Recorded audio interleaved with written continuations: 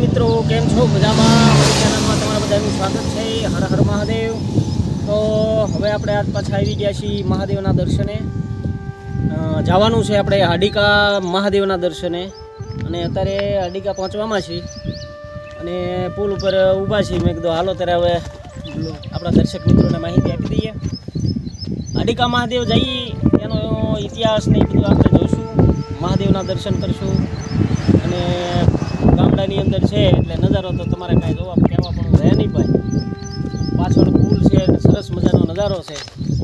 એટલે મેં કીધું હાલો દર્શક મિત્રોને ઊભા રહીને બધાને દેખાડવી. આ છે નદી, આપણે હાડીકાની નદી કહેવાય ભાઈ. અને આ હાડીકામાં મારા અંદાજ પ્રમાણે 3-4 તાલુકાને સીમાડે આવેલું છે. વલભીપુર, ગઢડા, બોટાદ, આ બધાય તાલુકાને લાગે વળગે છે. બધાની સરહદો અહીંયા મળે છે. એવી જગ્યાએ આપણે હાડીકા મહાદેવના દર્શને આવવાનું છે. હાડીકાનો મેળો પણ બહુ પ્રખ્યાત છે. પણ આ તો અહીંયા નીકળ્યા તેમ થયું ગાલો દર્શક મિત્રોને પણ હાડીકા મહાદેવના દર્શન તમને કરાવો. મિત્રો વિડીયોમાં બન્યા રહેજો. ચેનલમાં નવા હોય તો સબસ્ક્રાઈબ કરજો. વિડીયો સારા લાગતા હોય તો લાઈક કરો, શેર કરો, બધા મિત્રોને શેર કરો અને બધાને કહો સબસ્ક્રાઈબ કરે. હારે બધા બન્યા રહીશું. આપણો યુટ્યુબનો પરિવાર છે. પરિવારની સાથે આપણે બધા મિત્રો સાથે મળશું અને દરરોજ સાંજે 10 થી 11 આપણે લાઈવ કરવી છે આ ચેનલ ઉપર. તો બધા મિત્રો આવજો, મજા આવશે, હું આનું કરશું. તો ચાલો આપણે જઈએ હાડીકા મહાદેવના દર્શને.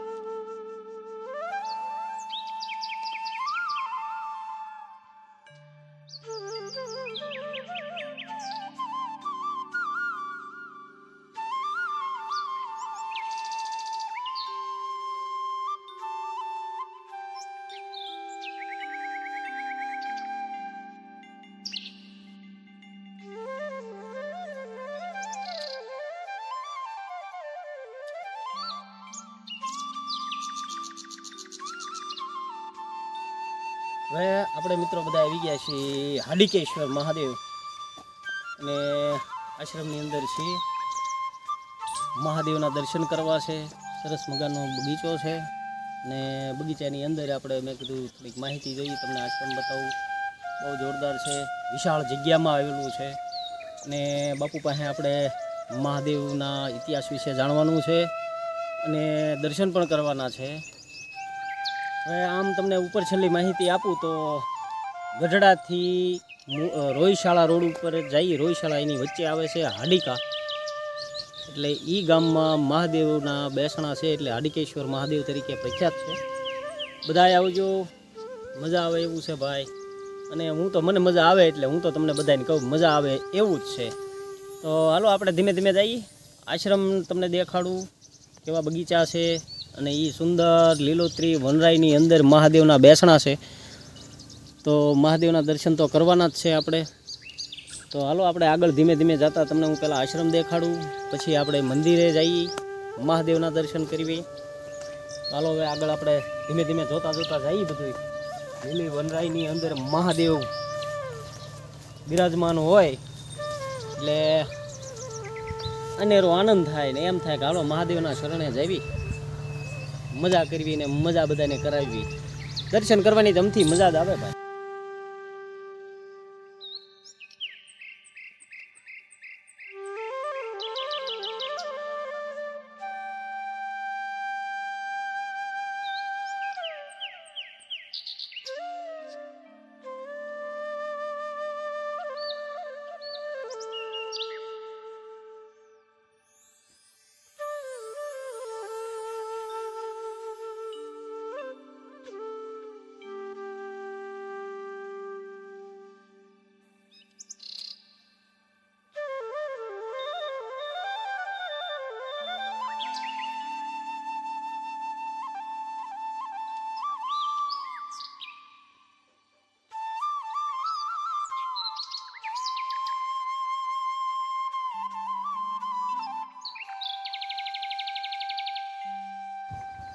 હાલો તોડો.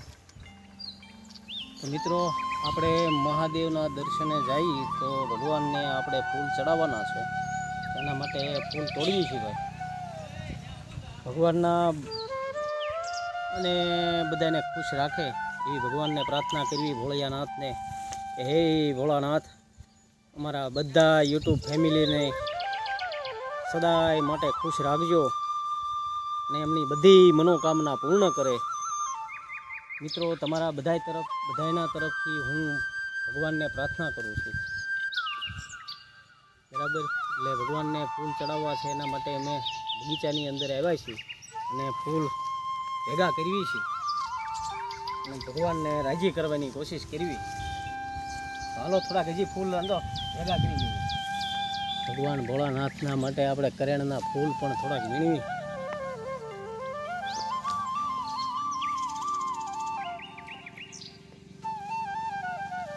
ફૂલ તોડો ને ત્યાં તો ફૂલની સુગંધ શરૂ થઈ જાય ભાઈ. તો આપણને એટલું ઓલું થતું ભગવાન રાજી તો થાહે હો બધા, અને ભગવાન રાજી થાય તો આપણી ઉપર કૃપા કરે.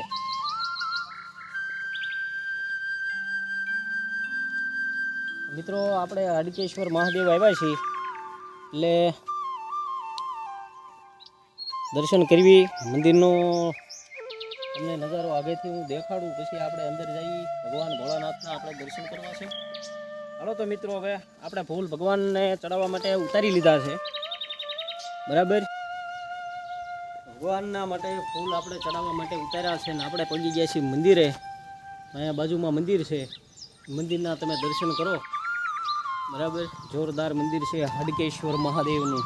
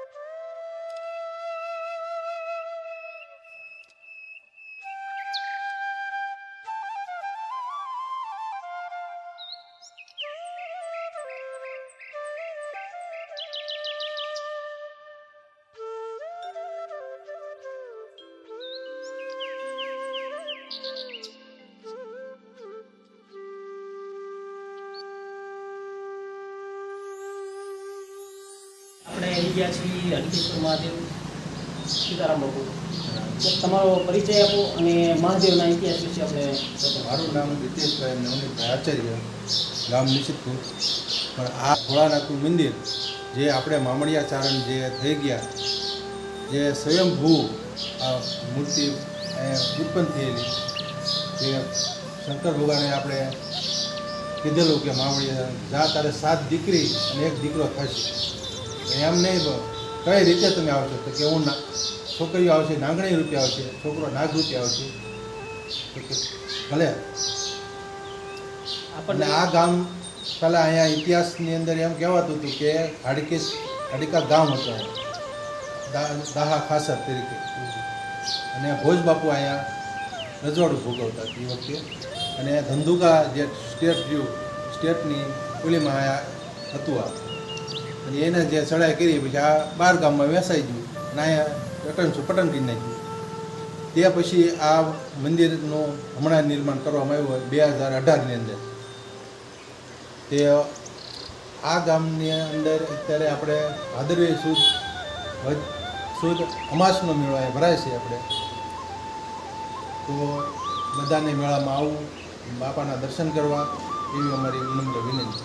હવે આપણે બાપુ પાસેથી માહિતી લીધી અને મહાદેવના આપણે દર્શન કર્યા અને ખૂબ આનંદ થયો. અને એમ થયું કે નાના રોડને કાંઠે જ છે, ગઢડાથી રોહિશાળા આપણે જઈ એટલે વચ્ચે રોડને કાંઠે જ મંદિર આવેલું છે. એટલે બધા મિત્રો આવજો, દર્શન કરવા આવજો. અને ભાદરવીનો આપણે અહીંયા મેળો પણ ભરાય છે, એટલે બધા મિત્રો આવજો.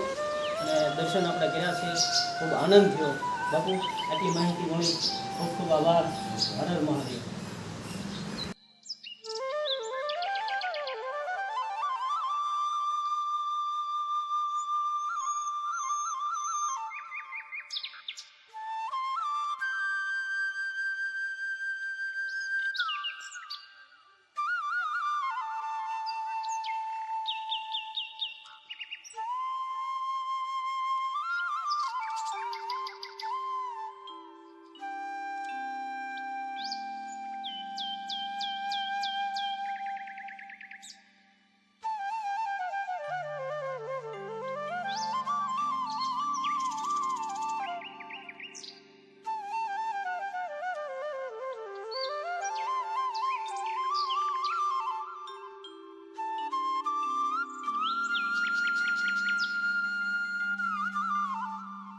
આવું કંઈક આપણે વિડીયો હતો, હાડીકેશ્વર મહાદેવનું દર્શન કર્યા. વિડીયો સારો લાગ્યો હોય તો વિડીયોને શેર કરજો.